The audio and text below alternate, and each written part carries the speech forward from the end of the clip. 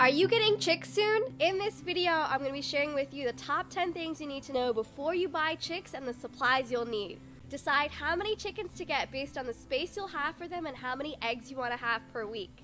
Once fully grown, chickens need at least 2 square feet of space inside of their coop depending on their breed, and 8 to 10 square feet of space outside in their chicken run or fenced-in outdoor enclosure. Give them enough space to move freely in their coop and to have room for their roost or perch area, nest boxes, food, and water.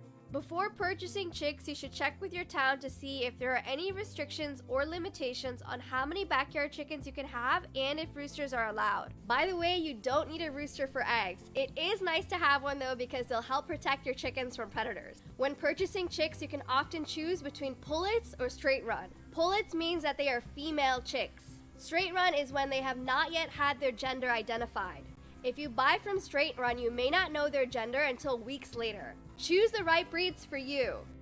There's a large variety of chicken breeds to choose from with unique differences in each. Most people are used to white and brown eggs, but did you know eggs come in many colors? Depending on the breed, you can have eggs that are beige, pink, blue, green, dark brown, or speckled. Some breeds are better suited for warm climates while others do better in cold climates and harsh winters. Every breed also has their own temperament. Most are friendly while others are flighty and don't like being handled. This will vary with each chicken too. If you want to have more eggs per week, get high egg layers like Rhode Island Reds, ISA Browns, and Leghorns, which lay over 300 eggs per year. If you want colored or rainbow eggs and are okay with less eggs per week, some great breeds to get are Easter eggers, Welsummer, Cream Leg Bar, which all lay over 200 eggs a year. If you want to raise chickens for eggs and for meat, get heritage birds like Wyandottes, Brahmas, and Astrolorps. If you have extreme hot or cold weather where you live, getting breeds that can handle that climate is also important. A chicken's comb, or the fleshy part on top of its head, will make the biggest difference in how it handles hot and cold weather. Chickens with a tall comb, such as a single comb or carnation comb, handle the heat better because they're able to release excess moisture more easily. Chickens with a small comb, such as a pea comb and a rose comb, are less susceptible to frostbite in extreme winter because they're less likely to get hit with a cold draft or a wind, unlike a tall comb. Most breeds are able to handle temperature fluctuations. However, precautions need to be taken with their setup and daily care to keep them healthy and safe. Get your chick supplies and set everything up before you bring them home. Be prepared and have everything set up for your chicks so they go right into a safe and warm environment. You'll need to set up a chick brooder, which is a heated enclosure for them. You can use a metal galvanized tub which comes in several sizes. Place it in a secure and draft-free room. Kids and pets should not be allowed in the room unattended because accidents can easily happen. Keeping chicks in a garage, basement, or small room all work well as long as they're kept warm and safe. You can use a mesh lid or a cover to keep your chicks from jumping out of the brooder and from anything getting into the brooder. Chicks need a constant heat source. You can use either a heat lamp or a radiant heat plate. Their space needs to be 95 degrees Fahrenheit in their first week, then decrease weekly by 5 degrees Fahrenheit. Heat up their brooder a few hours before you bring them home. If you are using a heat lamp, hang it above the brooder and secure it to something so that it cannot fall on the chicks. You also want to be able to adjust the height easily to decrease or increase the temperature below.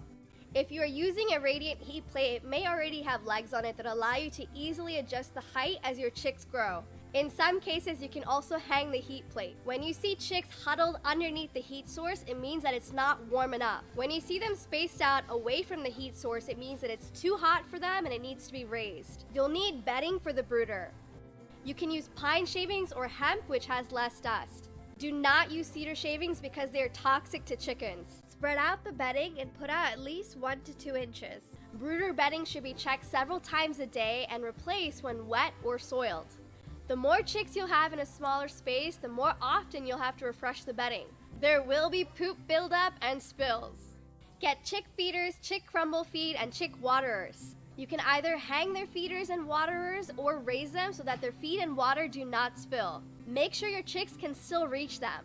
Chickens should always have fresh water and feed. Keep their feeders and waterers full. Minimize dust. Keep their bedding clean and dry. Keep their waters and feeders clean and poop-free. Chickens can get sick very easily if their bedding has too much poop in it. Moist bedding and poop in their feed and water can also make them sick. Too much dust from the bedding or in the room in general can lead to chick respiratory issues. Chicks are fragile, especially in the first few weeks. It's important to check on them regularly. It is vital. When I have new chicks, I check on them multiple times a day, sometimes even hourly. Chick health supplies such as electrolytes, probiotics, Vet RX, and Corid. Chicks need to be kept indoors for their first few weeks. They'll be ready to be moved outside to their coop once it's at least 50 degrees Fahrenheit at night or once they're fully feathered out between 8 to 10 weeks old.